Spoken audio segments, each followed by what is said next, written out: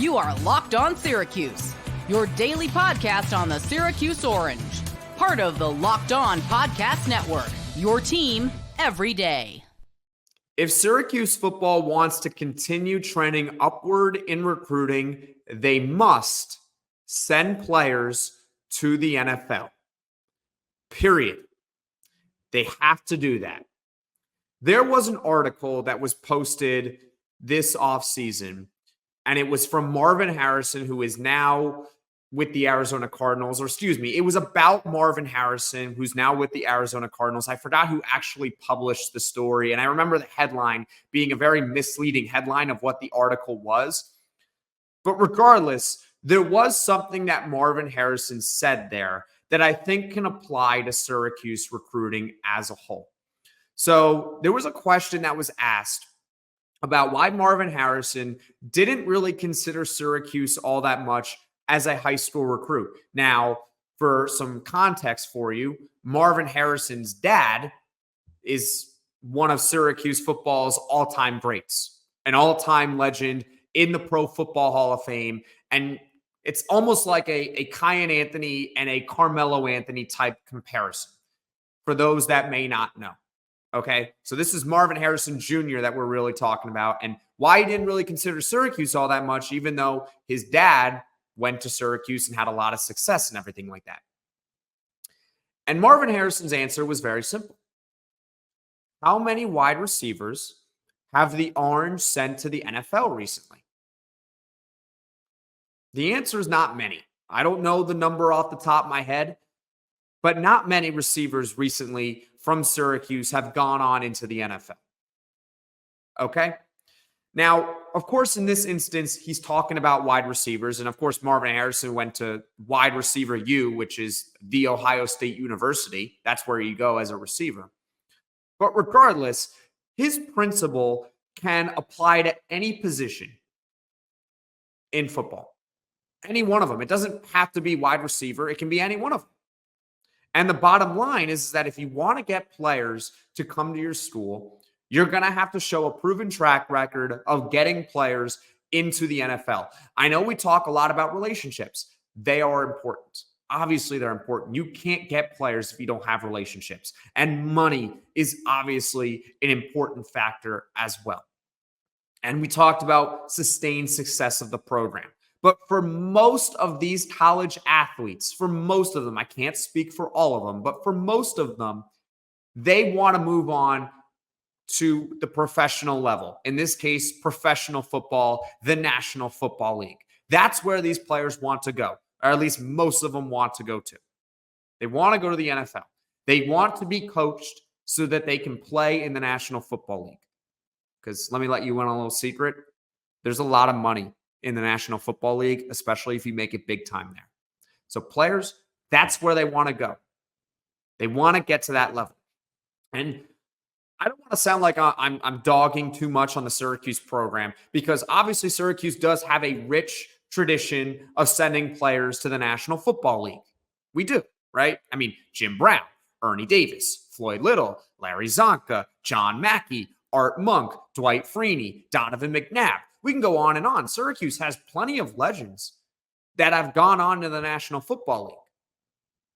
So what's my point with all of that? Well, if you're going to sit here and you're going to recruit a high school kid, it's not that or even a transfer portal. It applies for the transfer portal as well.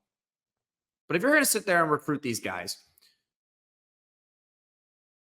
bringing up players that came up a long time ago doesn't necessarily apply to now. It's not that they wouldn't necessarily care about the tradition, but it's almost like, what have you done for me lately? What can you show lately? Have you updated your resume? That's what it really is. Let me give you a comparison to Alabama, okay? Did you guys know that Joe Namath went to Alabama? He might be the best quarterback that's ever come through Alabama. When Alabama is recruiting a quarterback, do you think that they are telling the quarterback, hey, Joe Namath went to our school? Probably not, right? Probably not. You know what Alabama will say to a quarterback that they're recruiting? We have developed 3 first-round quarterbacks in the past 5 years. Tua, Bryce Young, Mac Jones, those 3. You could say what you want about them of how they have been in the professional level, but from a college football standpoint, they were all first-round NFL draft picks. Clearly, Alabama did something right. That is what sells kids, more so than the tradition factor. And it's not to say, again, that Syracuse has nobody recently who has gone on into the NFL, because they do. Matthew Bergeron was a second-round pick recently to the Atlanta Falcons as a tackle. Andre Sisco was a third-round pick to the Jacksonville Jaguars recently, and he would have been higher than a third-round pick if not for a knee injury. There's others involved there as well. Zaire Franklin just got a big payday with the Indianapolis Colts heading into this season. Good for Zaire Franklin. So Syracuse, and Sean Tucker, obviously, with the Buccaneers. So Syracuse does have some players that have gone on into the NFL, but last year they didn't. They didn't have a single player get drafted. So what is that to say about this current roster? Well, on this current roster, I'd argue that there's anywhere right now between 4 to 9 NFL players on it. Between 4 and 9. I think these 4 players are guaranteed at minimum next season to be at an NFL training camp. Those 4 players are Oronde Gadsden, Fadil Diggs, Kyle McCord, who's certainly playing like it, and Marlowe Wax. I think all 4 of those players are going to be at an NFL training camp next offseason. I'm not going to include LaQuint Allen necessarily on that list, because LaQuint Allen has another year of eligibility. And unlike Oronde Gadsden, I don't think if LaQuint Allen were to declare right now for the NFL draft, he would be a day 2 pick like Oronde Gadsden would. So I think it's like, I don't know exactly what's going to happen, but I would guess that LaQuint Allen doesn't declare for the NFL draft after this season. Probably waits, but still, he'll probably be at an NFL training camp at some point. Also, Justin Barron deserves a shout out, Elijah Clark, and the 2 tackles, Demetrius Weatherspoon and Savion Washington, also could potentially crack NFL training camps at some point. And there's other players on the roster who could, but they're probably too young at this point right now. They're probably too young to judge. Like, I'm not going to sit here and be like, oh, Marcellus Barnes. Marcellus Barnes is a true freshman. I got no idea. Yassine Willis, true freshman. No clue. Jamie Tremble, same idea. Emmanuel Wright, you get the idea. Okay, some players are just too young to be able to gauge on it yet. But for the guys who are a little bit older, that's who I see who potentially could be in an NFL training camp either next season or 2 seasons from now. So the bottom line with that, that's a really good starting level. Having anywhere between 4 to 9 players in the NFL as soon as next season or the season after, that's really good for Syracuse.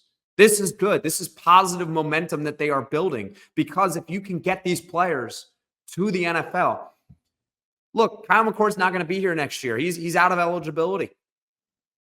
But so when Syracuse potentially goes into the portal and tries to find a quarterback, or they try to find another one maybe in high school recruiting, you know what they can say?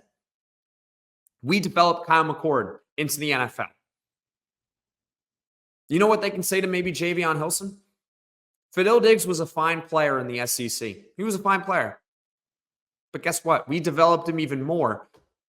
Look where he is now. Potential day 2 pick in the NFL. You can sell these kids that. That's big. That is positive momentum that Syracuse is building. And they have to keep it going. That means for next season, in 2025, same deal. They're going to have to send kids to the NFL. If you can send players to the NFL consistently, I promise you are going to get players to commit to your school. It's going to happen. Even if you don't have the same money as some other campuses, even if you don't, if you can prove you can send them to the next level, they will come. Because for a lot of them, that's the ultimate goal. Get to the National Football League. So overall, I hope that was kind of informative for you guys, what Syracuse needs to do going forward with their program. The recruiting is really trending really, really well.